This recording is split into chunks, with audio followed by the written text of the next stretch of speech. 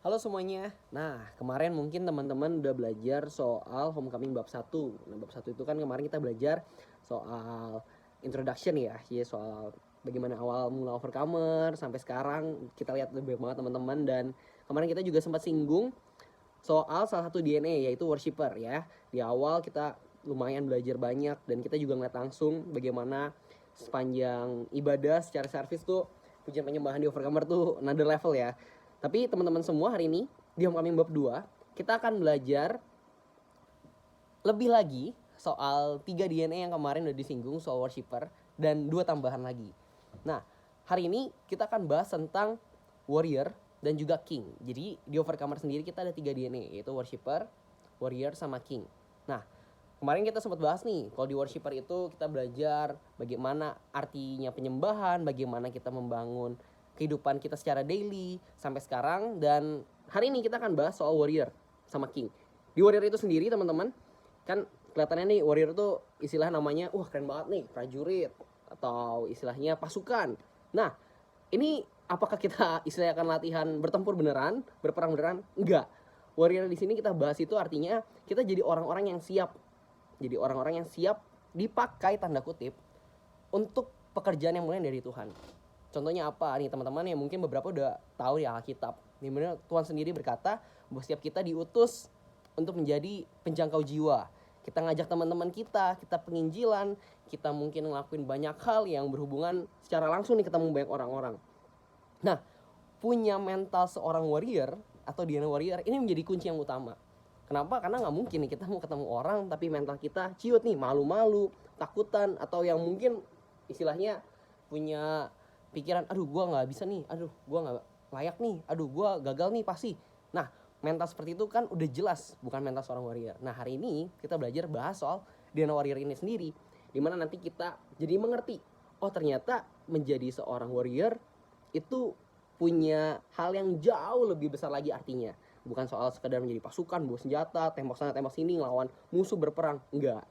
Ya tapi mungkin, ya nggak mungkin juga lah kita akan ngelakuin hal itu. Tapi yang pasti teman-teman semua punya 3 DNA di Overcomer itu jadi kunci supaya kita punya understanding, pemahaman bahwa panggilan kita itu besar di hadapan Tuhan. Ya kita nggak cuma sekedar datang ke gereja, pulang, makan siang, ketemu teman, hahaha, datang lagi ke gereja, enggak. Tapi kita jadi ngerti gitu, kalau ternyata setiap kita, saya dan saudara, teman-teman semua punya tujuan khusus di mana kita menjadi penjangkau-penjangkau jiwa. Mungkin di rumah teman-teman, mungkin di sekolah teman-teman, mungkin di tempat kerja teman-teman semua. Dan itu bisa dilakuin dimanapun. Nggak terbatas cuman, saya kan udah kerja, udah capek, udah sibuk ngelakuin banyak hal. Saya udah pulang sekolah, udah males, udah nggak ketemu teman-teman. Saya orangnya introvert, extrovert. Nah, dengan DNA warrior ini, semua istilahnya excuse, pikiran nggak bisa, alasan apapun itu jadi nggak ada. Karena menjadi seorang pasukan, jadi seorang warrior, itu kita punya tujuan, diri kita itu di bawah tujuannya Tuhan. Yang artinya tujuan Tuhan itu jauh lebih penting dari apapun. Keinginan kita istilahnya harus kita tekan seperti ya, kayak mungkin teman-teman lihat tentara gimana, harus siap dengan komando dari komandannya. Itu seorang warrior. Ada lagi yang king. Kalau king di sini artinya apa? Bisa jadi raja, memerintah nih, lihat ada orang. Ya, mungkin itu raja kalau yang kita tahu. Tapi king yang di sini DNA. Artinya kita bisa memberikan persembahan yang harum di hadapan Tuhan. Dimana setiap kita mungkin nggak punya banyak uang, tapi kita masih muda, kita punya banyak tenaga. Atau mungkin nggak punya banyak uang, nggak punya banyak tenaga, tapi kita orangnya kreatif. Mungkin nggak punya tenaga, nggak kreatif, tapi punya uang.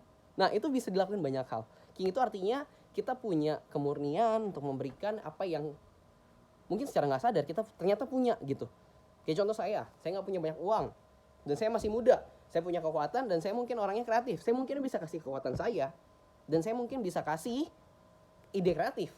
Ide kreatifnya apa contoh? Mungkin saya bisa ngelakuin sesuatu di sosial media. Yang lewat sosial media saya bisa ngajak teman-teman, bisa kesaksian, bisa sharing banyak hal. Itu contohnya. Nah, menjadi king, memberikan persembahan yang harum, itu menjadi hal yang penting. Karena seringkali kita berpikir, kalau aku nabur uang, aku memberikan uang sekian, aku akan dapat sekian. Jadi istilahnya kita berbisnis dengan Tuhan. Sedangkan yang Tuhan mau dalam setiap hidup kita itu enggak sekedar aku A, Tuhan kasih aku B. Enggak. Tuhan itu seorang pribadi. That's why pada saat yang pertemuan pertama ketika kita menjadi seorang worshiper, kita jadi tahu nih hubungan pribadi kita jauh lebih penting bersama dengan Tuhan ketimbang apa yang kelihatan di luar. Nah 3 DNA ini, worshiper, warrior, dan king, menjadi kunci di mana kita benar-benar mengerti panggilan Tuhan yang besar. Nah teman-teman, kita udah mulai paham nih, ada worshiper, warrior, sama king. Apa sih sebenarnya visi dari overcomer itu sendiri?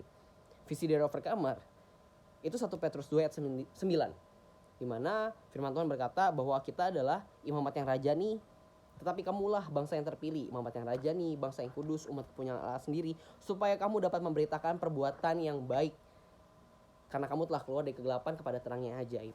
Ya, itu teman-teman bisa buka sendiri di Alkitab, tapi teman-teman perhatikan baik-baik.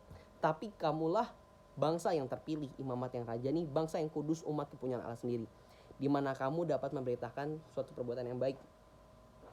Artinya, kita ini dipanggil Tuhan menjadi seorang penginjil-penginjil dengan title tadi, kamulah bangsa yang terpilih, imamat yang rajani, bangsa yang kudus, umat kepunyaan Allah sendiri. Pikiran soal kita gak layak, pikiran soal kita gak mampu, gak bisa, aku orangnya introvert, buang itu jauh-jauh. Karena firman Tuhan sendiri berkata, tetapi kamulah bangsa yang terpilih, imamat yang rajani, bangsa yang kudus, umat kepunyaan Allah sendiri. So, teman-teman semua, lewat tadi penginjilan, sharing, kesaksian, itu bisa dilakuin bahkan di sosial media. Nah artinya teman-teman mungkin bisa start nih. Kalau kalian ngeliat kesaksian di Overcomer, di IG kita atau di IG EXO, ya teman-teman melihat tuh banyak tuh kesaksian soal kesembuhan, terobosan, pemulihan keluarga. Dan itu teman-teman juga bisa lakuin di rumah masing-masing, dimana kalian rasain sendiri bagaimana Tuhan bekerja dengan luar biasa dalam hidup teman-teman. Jadi hari ini bukan PR, tapi saya mau challenge setiap teman-teman untuk coba belajar sharing atau kesaksian dari apa yang teman-teman alami selama di Overcomer, atau teman-teman mungkin sambil baca buku Bishop Deck yang ada di Exo Store di depan nih. Ada buku Bishop, ada buku-buku Overcomer juga, karya Pastor Berry dan setiap tim Overcomer, dimana teman-teman bisa belajar apa yang kalian dapetin. Kalian bisa sharing dan bagiin juga buat video. Kalau susah bingung gimana, mungkin teman-teman bisa bikin skripnya dulu, nanti bisa kirim aja ke kakak-kakak EXO-nya gitu. Nanti kita dibantu dan bisa lihat lebih lanjut nih, kita bisa bahas, oh mungkin kamu bisa masukin poin ini nih kesaksian kamu. Kan beberapa teman-teman di sini sendiri ngalamin bagaimana Tuhan bekerja dengan nyata dalam hidup kalian. Oke? Thank you teman-teman semua.